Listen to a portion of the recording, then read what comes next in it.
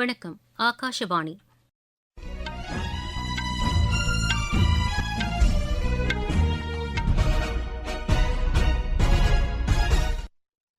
செய்திகள் வாசிப்பவர் கிருஷ்ணவேணி. தலைப்புச் செய்திகள்.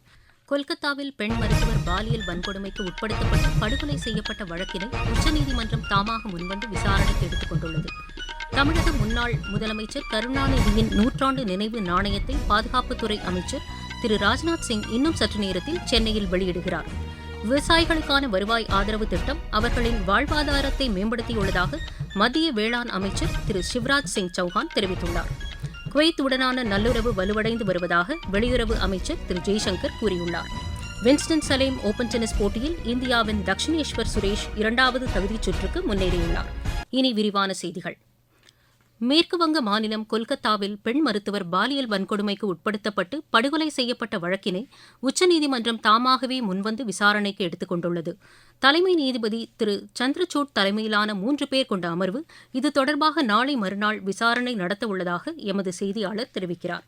இதற்கிடையே இந்த சம்பவத்தில் இதுவரை ஒருவர் மட்டுமே கைது செய்யப்பட்டுள்ளதாகவும் பலருக்கு தொடர்பு இருக்கக்கூடும் என்றும் உயிரிழந்த பெண் மருத்துவரின் தாயார் கூறியுள்ளார். குற்றவாளி சட்டத்தின் முன் நிறுத்தப்படுவார் என்று மேற்குவங்க முதலமைச்சர் செல்வி மம்தா பானர்ஜி உறுதியளித்ததை சுட்டிக்காட்டிய அவர், இருப்பினும் இதில் உரிய நடவடிக்கைகள் மேற்கொள்ளப்படவில்லை என்றார். இந்நிலையில் மேற்கு வங்கத்தில் ஆளும் திரிணாமுல் காங்கிரஸ் அரசு பெண்கள், இளையோர் மற்றும் ஜனநாயகத்திற்கு எதிராக செயல்படுவதாக பிஜேபி தலைவரும் மத்திய அமைச்சருமான திரு ஜே.பி. நட்டா குற்றம் சாட்டியுள்ளார். சமூக வலைதளத்தில் இக்கருத்தை பதிவு செய்துள்ள அவர், மக்கள் நலனில் அக்கறையின்றி திரிணாமுல் காங்கிரஸ் அரசு செயல்படுவதாகவும் குறை கூறியுள்ளார். உடல் உறுப்பு தானம் குறித்து கூடுதல் விழிப்புணர்வு ஏற்படுத்தப்பட வேண்டியதன் அவசியத்தை குடியரசு துணைத் தலைவர் திரு ஜெக்தீப் தங்கர் வலியுறுத்தியுள்ளார். ஜெய்ப்பூரில் உடல் உறுப்பு தானம் தொடர்பான நிகழ்ச்சியில் கலந்து கொண்டு அவர் பேசினார். உடல் உறுப்பு தானம் செய்வது உன்னத செயல் என்றும் அவர் கூறினார். இதனை கருத்தில் கொண்டு உடல் உறுப்பு தானம் செய்ய முன்வர வேண்டும் என்று திரு ஜெக்தீப் தங்கர் கேட்டுக் கொண்டுள்ளார்.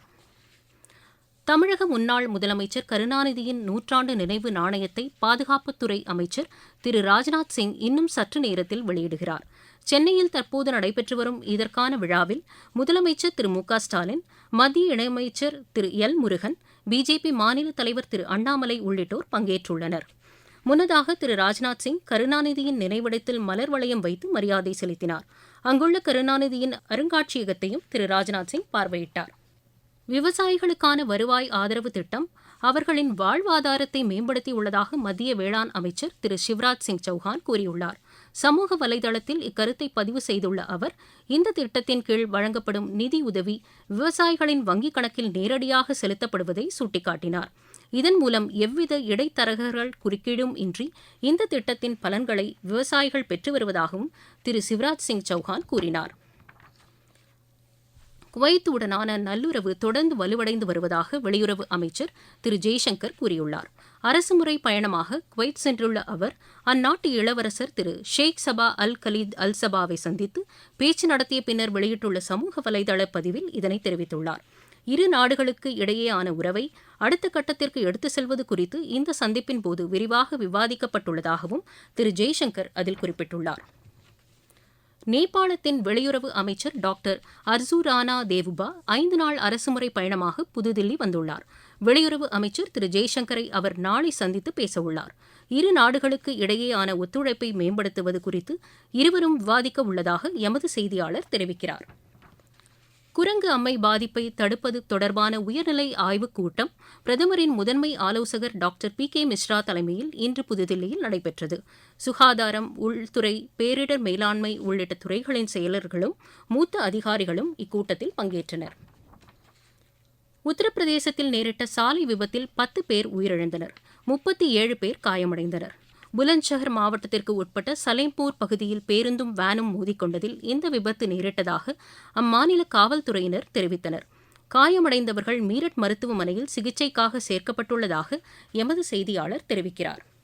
நீங்கள் கேட்டுக்கொண்டிருப்பது ஆகாஷவாணியின் செய்தி அறிக்கை.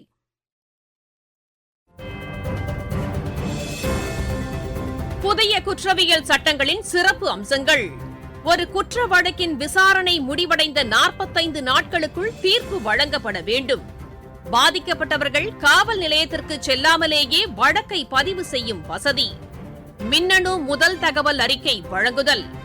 விசாரணை முதல் நீதிமன்ற தீர்ப்பு வரை அனைத்து நடவடிக்கைகளும் கணினிமயமாக்கல். காவல்துறையின் தேடுதல் நடவடிக்கைகள் முழுமையாக வீடியோ பதிவு செய்யப்படுவது கட்டாயமாக்கப்பட்டுள்ளது.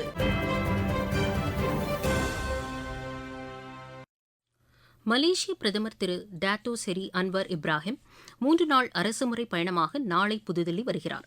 பிரதமர் திரு நரேந்திர மோடியின் அழைப்பை ஏற்று அவர் இந்த பயணத்தை மேற்கொள்ள உள்ளதாக வெளியுறவு அமைச்சகத்தின் செய்திக்குறிப்பு தெரிவிக்கிறது. பிரதமர் திரு நரேந்திர மோடியுடன் மலேசிய பிரதமர் நாளை மறுநாள் பேச்சு நடத்தவுள்ளார். குடியரசுத் தலைவர் திருமதி திரௌபதி முர்மு, வெளியுறவு அமைச்சர் திரு ஜெய்சங்கர் ஆகியோரையும் மலேசிய பிரதமர் சந்தித்து பேசவுள்ளார். பிரதமராக திரு அன்வர் பின் இப்ராஹிம் பொறுப்பேற்ற பின்னர் இந்தியா வருவது இதுவே முதல் முறையாகும் என்று எமது செய்தியாளர் தெரிவிக்கிறார்.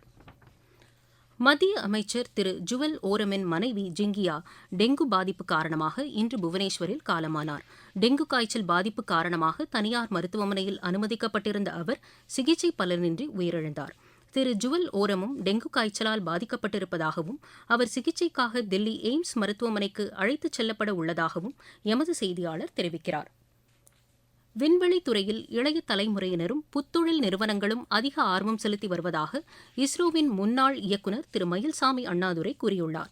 நாமக்கல் மாவட்டம் பரமத்திவேலூர் அருகே கல்லூரி பட்டமளிப்பு நிகழ்ச்சியில் கலந்து கொண்ட பின்னர் செய்தியாளர்களிடம் அவர் பேசினார். என்ன பொறுத்தவரை உலகத்திலேயே சிறப்பான இடமா குலசேகரப்பட்டினம் பாக்குறேன். அந்த குலசேகரப்பட்டினத்துல பெரிய ஜிஎஸ்எல்வி பிஎஸ்எல்வி மாதிரி இல்லாம எஸ்எஸ்எல்வி அது அனுப்பும் பொழுது இது பிஎஸ்எல்வியே இதுவரைக்கும் சிக்கனமானதுதான். அதுல ராவில் ஒரு முறை சிக்கனமானது எஸ்எஸ்எல்வி 30 கோடியில் செய்ய முடியும். இதுலயும் சின்ன சின்ன செயற்கைக்கோள்களா 2-3 வச்சு அனுப்ப முடியும். அப்படி அனுப்பக்கூடிய இடமாக குலசேகரப்பட்டினம் இருக்கும். அனுப்பக்கூடிய கடனாக எஸ்எஸ்எல்வி இருக்கும். இப்ப எப்படி சிறியரிக்கோட்டாவில் நம்ம அனுப்புறோமோ அதே மாதிரி குலசேகரப்பட்டினம் அனுப்பணும். ஆனா சிறியரிக்கோட்டாவுக்கு மற்ற இடங்கள்ல இருந்து கட்டுமானங்கள் கொண்டு போய் அங்க ஒருங்கிணைச்சு தான் அமைக்கிறோம். அங்க செயற்கைக்கோள் செய்யப்படுறது இல்லை, அங்க ராக்கெட் செய்யப்படுறது இல்லை. மற்றவங்க கூட அறிவியலாளர்களும் இங்க இருந்து போய் அனுப்புறாங்க. அதை மாத்தி குலசேகரப்பட்டினம் சுத்தி எல்லாமே அங்கேயே இருக்கிற மாதிரி. நாளைக்கு ஒரு செயற்கைக்கோள் அனுப்பணும்னா சொன்னீங்கன்னா அனுப்ப முடியும். உக்ரைனில் உள்ள அணுமின் உற்பத்தி நிலையத்தின் பாதுகாப்பு சூழ்நிலை மோசமடைந்துள்ளதாக சர்வதேச அணுசக்தி முகமை எச்சரித்துள்ளது. இந்த அணுமின் உற்பத்தி நிலையத்தின் மீது ட்ரோன் தாக்குதல் நடத்தப்பட்டதை அடுத்து அதன் பாதுகாப்பு அம்சங்கள் சேதமடைந்துள்ளதாக அணுசக்தி நிபுணர்கள் தெரிவித்துள்ளனர். சீனாவில் நிலக்கரி சுரங்கத்தில் ஏற்பட்ட விபத்தில் 3 பேர் உயிரிழந்தனர். 3 பேரை தேடும் பணி நடைபெற்று வருகிறது. வீக்சின் மாகாணத்திற்கு உட்பட்ட பகுதியில் உள்ள நிலக்கரி சுரங்கத்தில் இந்த விபத்து நேரிட்டதாக அந்நாட்டு அரசு கூறியுள்ளது. நிலக்கரி மற்றும் வாயு கசிவால் ஏற்பட்ட வெடி விபத்து காரணமாக உயிரிழப்பு ஏற்பட்டதாக முதல்கட்ட விசாரணையில் தெரியவந்துள்ளது. இது தொடர்பாக உரிய விசாரணை நடைபெற்று வருவதாகவும் அந்நாட்டு அரசு கூறியுள்ளது. விளையாட்டுச் செய்திகள். வின்ஸ்டன் சலேம் ஓபன் டென்னிஸ் போட்டியில் இந்தியாவின் தக்ஷினேஸ்வர் சுரேஷ் 2வது தகுதிச் சுற்றுக்கு முன்னேறியுள்ளார். முதலாவது தகுதிச் சுற்று ஆட்டத்தில் அவர் 7-6, 6-2 என்ற செட் கணக்கில் ரஷ்யாவின் அலெக்சே ஜக்காரோவை வென்றார். அபுதாபி சர்வதேச செஸ் போட்டியில் இந்தியாவின் பிரணேஷ் 3வது இடத்தை பிடித்தார். ஆஸ்திரேலியா ஏ அணிக்கு எதிரான 3வது மற்றும் இறுதி ஒருநாள் மகளிர் கிரிக்கெட் போட்டியில் இந்தியா ஏ அணி 171 ரன் வித்தியாசத்தில் வெற்றி பெற்றது.